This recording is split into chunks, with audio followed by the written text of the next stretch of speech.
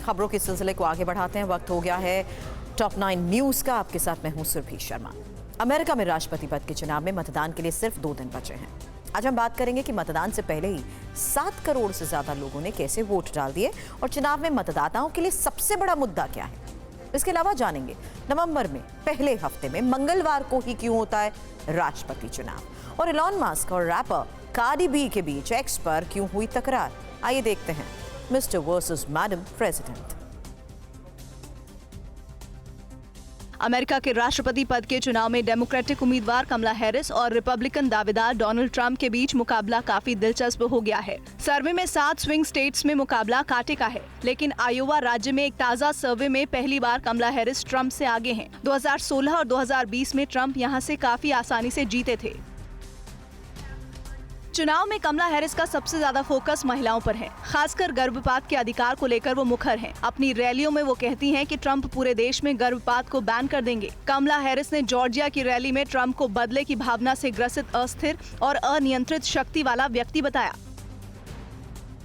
2020 के चुनाव की तरह डोनाल्ड ट्रंप अपने भाषणों में अप्रवासियों और स्विंग स्टेट्स में चुनावी गड़बड़ियों का मुद्दा जोर शोर से उठा रहे हैं। वर्जीनिया में उन्होंने कहा कि अमेरिकन लोग उनकी प्राथमिकता है। पूर्व राष्ट्रपति ने आरोप लगाया कि चुनाव को प्रभावित करने के लिए सरकार जबरदस्त प्रयास कर रही है।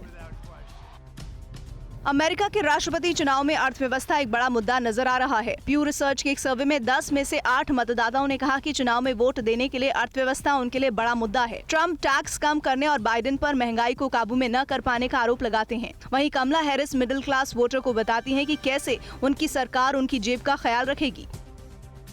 अमेरिका में अब तक 7 करोड़ 30 लाख लोग राष्ट्रपति चुनाव में वोट डाल चुके हैं। अमेरिका में चुनाव के लिए तय तारीख से पहले वोट डालने को अर्ली वोटिंग कहा जाता है। इस नियम के तहत नागरिकों को वोटिंग डे से पहले मतदान का अधिकार दिया जाता है। साल 2020 के मुकाबले इस बार अर्ली वोटिंग के लिए 50% से ज्यादा मतदान केंद्र बनाए गए हैं।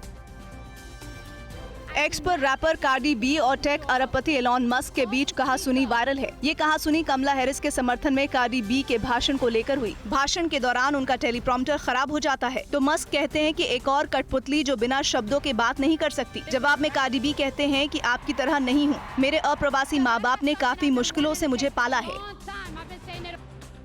अमेरिका में राष्ट्रपति चुनाव नवंबर के पहले हफ्ते में पड़ने वाले सोमवार के बाद मंगलवार को ही होता है। 1845 में सभी राज्यों में एक साथ चुनाव कराने का कानून बना था। नवंबर के शुरुआती दिनों में किसानों के पास फुर्सत रहती थी, इसीलिए महीना नवंबर फिक्स किया गया। रविवार को लोग चर्च जाते थे, बुधवार को मार्केट बंद, इसीलिए चुनाव मंगलवार को कराने का फैसला किया गया।